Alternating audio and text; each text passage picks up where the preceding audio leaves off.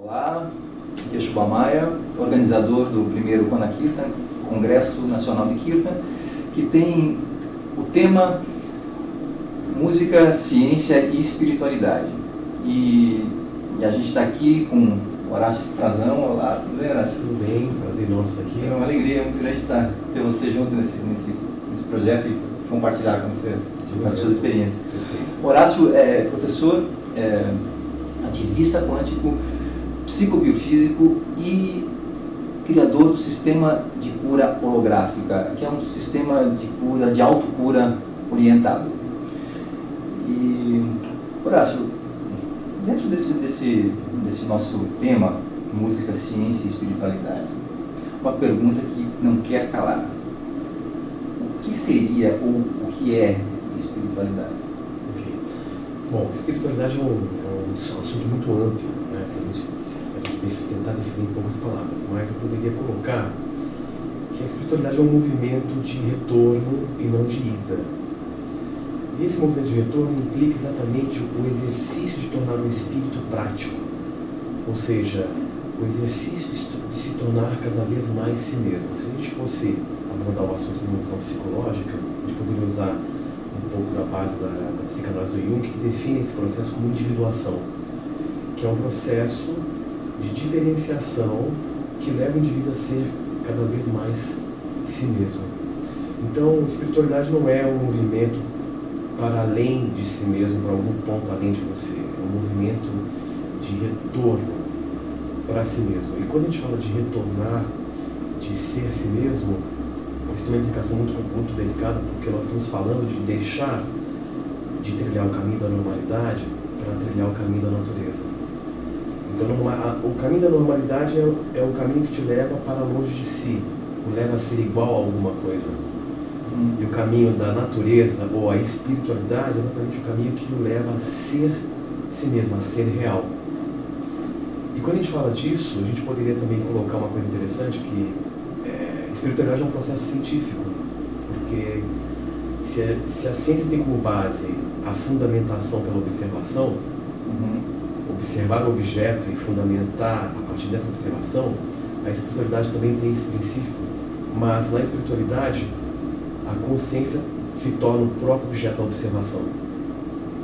Então, todo o processo de espiritualidade que leva a essa manifestação da sua natureza, da sua própria essência, tem como fundamento esse ato de se observar, de se fundamentar a partir da auto-observação.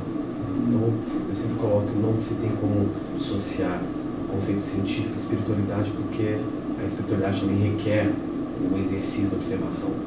Você não se desenvolve pelo conhecimento, você se desenvolve pela observação, pela auto-observação. A espiritualidade ela não tem vínculo e não é patente de nenhuma religião ou filosofia. A espiritualidade é um processo natural, implícito na dinâmica do universo. Então, independente do seu credo, da linha que você siga, você pode exercer a espiritualidade se você reconhecer que a essência desse movimento de retorno é exatamente se trabalhar para ser cada vez mais real.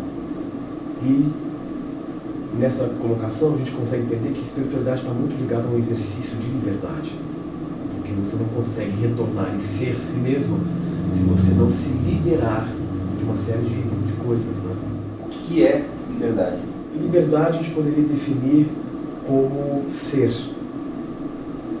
Eu costumo até colocar de uma forma bem lúdica isso, porque quando você fala assim, e esse é o jargão que a maioria usa, eu quero ser feliz, essa é uma colocação redundante, porque ser já é felicidade.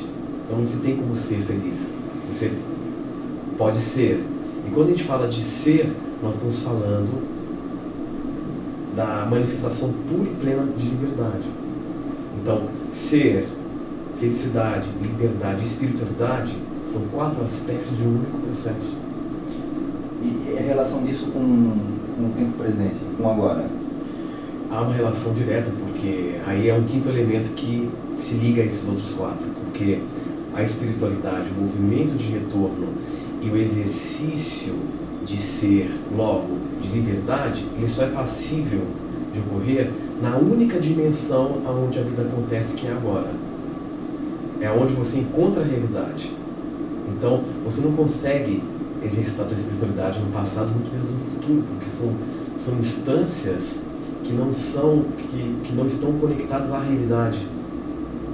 Então, o caminho é exatamente essa conexão direta com essa dimensão na qual a vida acontece, que é o agora. A gente está sempre, de certa forma, preso, assim, com acontecimentos do passado ou com projeções futuras que são as legítimas pré-ocupações. Né? A maioria diz esse drama. É um drama trágico-cômico, porque ou você está preso num passado, um passado traumático, ou você simula um futuro fatídico. A gente vive transitando nessas duas Trágico-cômico, né? É trágico-cômico. Desde, né? Desde muito tempo, né? Incrível isso, incrível. E uma coisa interessante, que isso me faz lembrar uma colocação que foi, quando eu ouvi isso teve um impacto muito grande, foi um divisor de águas para o meu processo. Que foi uma frase que o Krishnamurti, um grande pensador indiano, disse uma vez, que ele coloca o seguinte, que a gente acredita, a gente acha que a liberdade é o atingimento último, né? Ou é o que a espiritualidade irá nos levar. E ele coloca uma coisa interessante, que ele diz que a liberdade não é o fim, é o começo. Então o processo realmente começa, a gente começa a viver de verdade, a gente começa realmente a desfrutar, a realizar quando nós alcançamos um certo nível de liberdade. Então a liberdade é o estupim do processo. Você colocou agora e leva para o sentimento, ou não sei que palavra trazer para isso, para o contentamento. Então muitas vezes a gente confunde contentamento com conformismo. Ele se contentou com isso. Não, né? Não. Contentamento é esse lugar do ser simples. Como é que é o seu olhar sobre isso? O contentamento ele é talvez um dos estados mais extraordinários que a gente pode acessar, porque o contentamento é aquela condição em que você, ao perceber a sua realidade, você constata a não necessidade de subtrair ou adicionar algo na realidade para se sentir melhor. É o que é e pronto. Exatamente. Então, o contentamento ele é na verdade um estado de consciência em que o indivíduo ele se sente em completo alinhamento com o momento presente. Ele sai da relação perda e ganho. Alguns chamam isso de estado de graça ou um estado de bem-aventurança. Então, nesse estado de graça, você se sente leve. E o contentamento é exatamente o que nós podemos chamar de felicidade, porque a felicidade não tem a ver com atingir um objetivo ou realizar um desejo. Exatamente, você não conquista a felicidade e a espiritualidade genuína como um caminho para a liberdade. Ela, por ser um caminho de retorno, ela não é um caminho de acumular coisas, sim de desprender coisas. Caminho de retorno. Você está me sentindo abujando da provocação. Retorno para onde? Para si mesmo. Para si mesmo nesse lugar. Nesse lugar. E algo que tu diz, o processo ele é eterno e infinito. Então, quando a gente fala de espiritualidade, nós estamos falando do exercício evolutivo de retorno, porque a evolução não é um impulso de ida, ela é um impulso de volta. Então eu posso colocar que todo o universo ele está mobilizando estruturas para impulsioná-lo a voltar. E qualquer tentativa de resistir ao impulso evolutivo natural e de espiritualidade, de não retorno, causará desequilíbrios, causará uma série de dificuldades, uma série de transtornos. Que é o grande desafio da vida. Grande desafio. Então, por um lado, você tem o mundo, a normalidade, te convidando para se distanciar de si mesmo, e de um outro lado, há um impulso evolutivo interno te convidando para voltar. É incrível, né? Uma grande música. É uma grande música. O cara é você escolher qual dos convites é o mais. A gente vai chegar mais nesse ponto daqui a pouquinho. em que pé que está a ciência, que a gente conhece hoje como ciência, em direção a este lugar que a gente colocou como espiritualidade? Tá. Olha, tá havendo um movimento ainda muito tímido, né, de integração da ciência com a espiritualidade. Né? Alguns cientistas mais abertos, alguns visionários, eles estão tentando fomentar esse movimento, mas ainda é um movimento muito discreto, muito tímido, há muita resistência, porque o paradigma, ainda hoje na ciência, ainda é um paradigma baseado no epifenômeno. E o que é isso? O epifenômeno é exatamente um paradigma, uma visão que determina que tudo vem da matéria, ou seja, a consciência como resultado da atividade cerebral. Então, a visão ainda na ciência ela é muito cartesiana, muito reducionista, porque a ciência ainda acredita que a consciência, que é na verdade a essência do processo da espiritualidade, é o resultado do cérebro. Quando se admite isso, O resultado do cérebro. Né, ou seja, o epifenômeno, ou seja, o cérebro como algo material, com uma certa atividade, gera um estado, e esse estado seria a consciência. Então a consciência ela é vista na ciência como um estado e não como algo que é em si. Então, em virtude disso, as possibilidades de expansão desse paradigma se ficam ainda muito restritas. Felizmente, por exemplo, com o advento da mecânica quântica, que vem comprovando até matematicamente que o observador ele possui uma conexão direta com o fenômeno da realidade. Na verdade, isso já vem sendo constatado até matematicamente. Na verdade, a realidade ela não pode existir sem a presença de uma mente. E isso também desbanca a visão, o princípio aristotélico que era da objetividade forte. Aristóteles propôs na sua época que o princípio da objetividade forte, ou seja, tudo existe independentemente de uma mente. A matéria ela é pré-existente e ela independe de uma mente. Isso é uma sensação muito estranha, porque a gente acredita que o mundo já está pronto, independente da nossa presença. E vem a física quântica que mostra que é exatamente o contrário. A matéria, ela depende completamente da observação. Então isso muda tudo. Eu acredito que daqui a um tempo, a ciência, isso é uma tendência inevitável, a ciência ela vai cada vez mais se abrir e reconhecer isso para que haja essa integração da ciência com a espiritualidade. Mas ainda é um movimento tímido. Hoje a física quântica é um dos meios mais interessantes da ciência de explorar essa zona tão insólita que é a dimensão do espírito, que é a dimensão da espiritualidade, porque ela está mostrando matematicamente com experimentos incríveis que a consciência é a causa, não a matéria.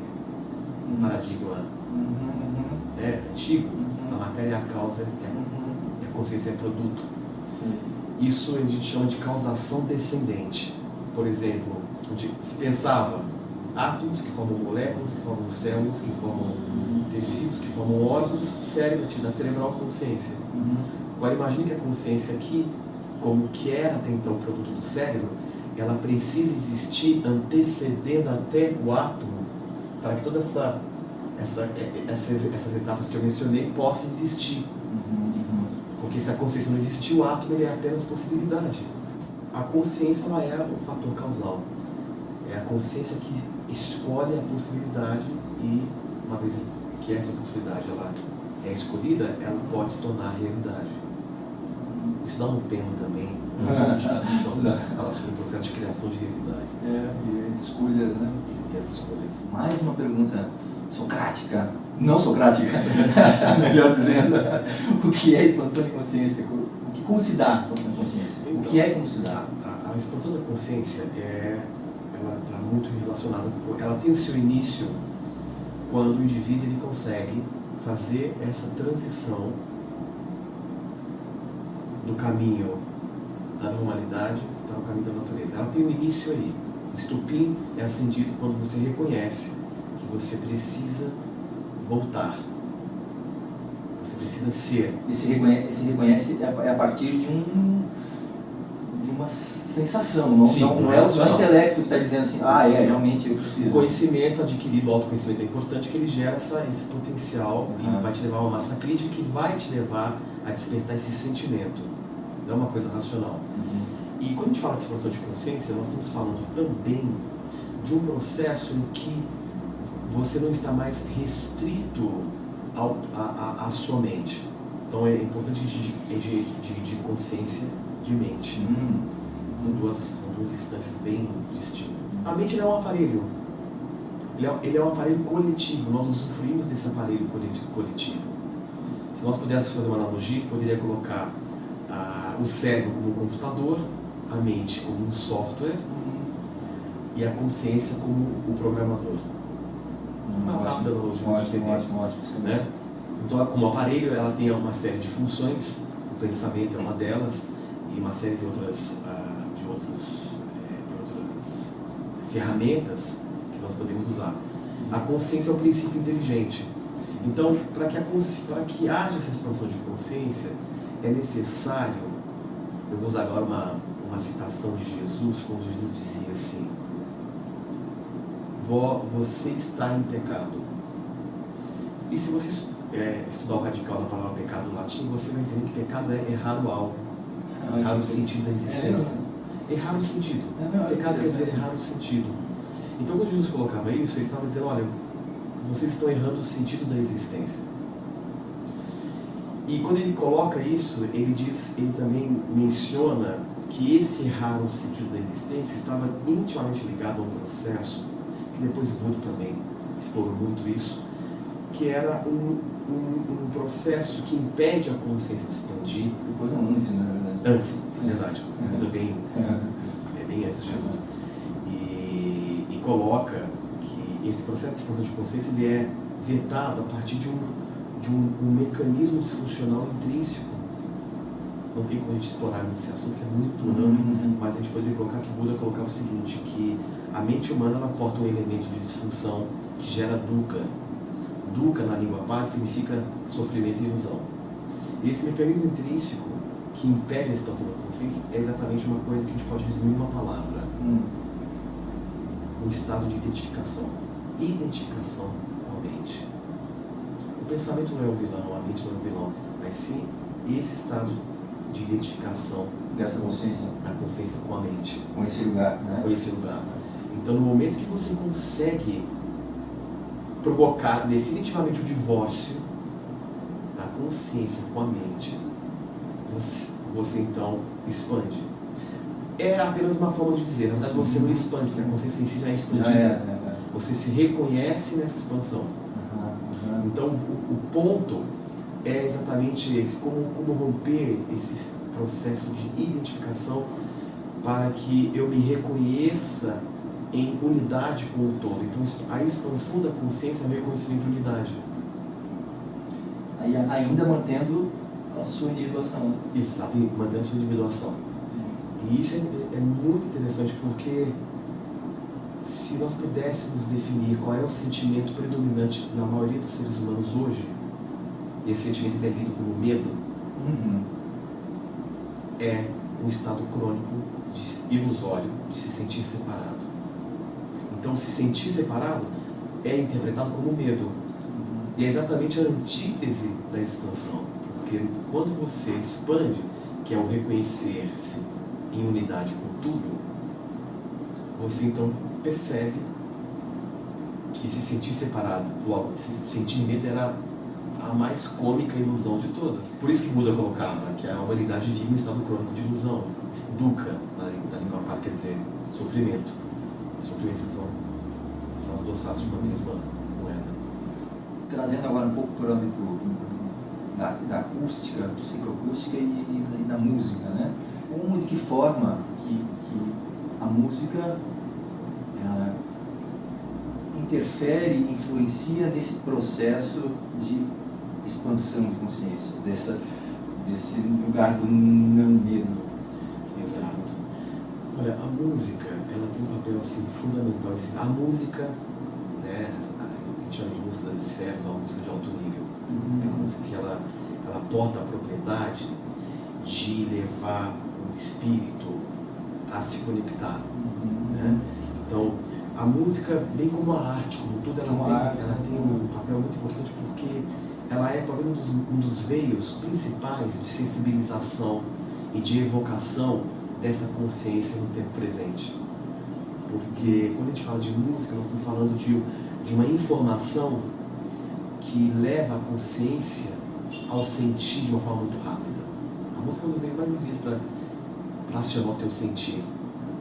Quando a gente fala de sentir, nós estamos falando exatamente de um processo extraordinário que é provocar em você uma inversão de ênfase. Porque para você sentir, você precisa parar de pensar. Essa dica é quente.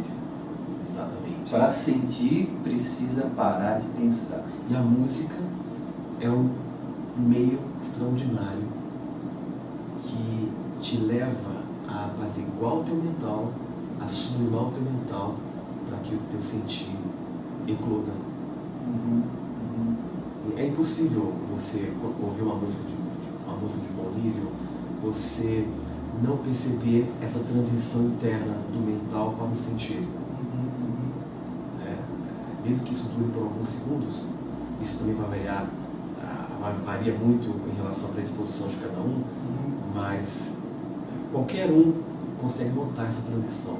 Alguma coisa que a música comunica num nível mais profundo e algo como se algo mais profundo em nós recepcionasse essa comunicação da própria música. Olha, interessante isso. Legal. Né? Então a música ela tem um papel fundamental no processo de desenvolvimento. E não precisa colocar que está cada vez mais claro que, ao que tudo indica, o nosso universo surgiu um grande som. Mas a gente está falando de níveis de estruturas estéticas, a nível artístico e estéticos, e até além do estético, do supraestético, que mobiliza estados de consciência mais... Isso tem em trabalhos de arte, né? Perfeito. Só que a gente está falando da música aqui, mas quando olha para um trabalho artístico, por si só, automaticamente alguma coisa acontece. Sim. Né? E o contrário também, acho que vale frisar, né? Você que tá ouvindo a gente aqui certamente experienciou isso já, né? E não se trata de música, eu vou ouvir a música daquela que enfatiza mais ainda aquele seu estado emocional da prisão. Exato. Tem isso também. E é interessante. Estou preso e eu ouço aquela música e fico mais ainda. Não é isso, né? Isso foi uma coisa interessante que me faz lembrar. E realmente é assim, a música ela pode ter uma estrutura técnica perfeita, mas ela pode evocar memórias espirituais ruins.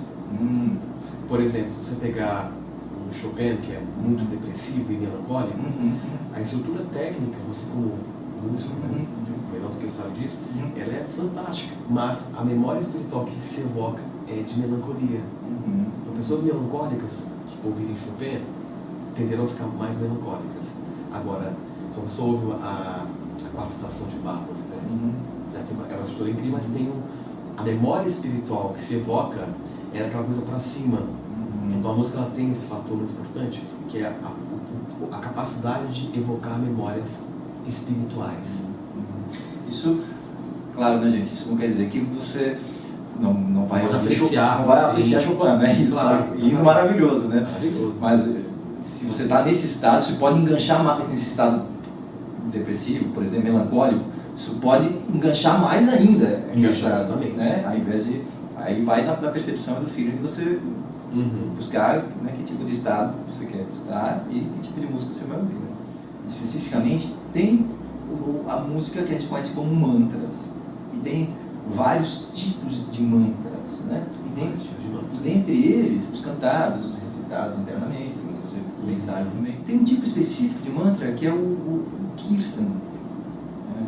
Então, e para quem já praticou o Kirtan, tem vários tipos de Kirtan, tem alguma mágica. Quem praticou sabe do que eu estou falando. Quem não praticou, fica aqui o convite. Quem praticou, ouviu, ou cantou, ou tocou, ou simplesmente ouviu, não precisa tocar. Não precisa tocar. Se tocar, melhor, mas não precisa, basta ouvir.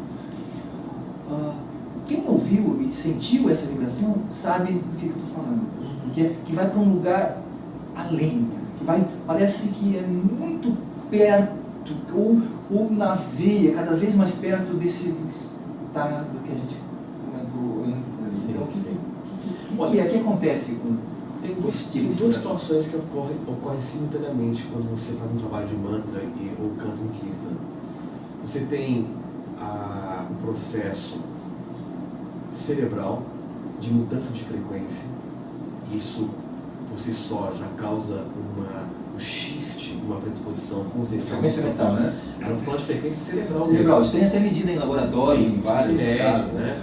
Então, o indivíduo, quando ele experimenta uma transição de uma frequência cerebral mais rápida para mais lenta, ele está mais predisposto a entrar num nível de consciência no qual ele pode reconhecer mais a unidade e descartar e banalizar os sentimentos de separação.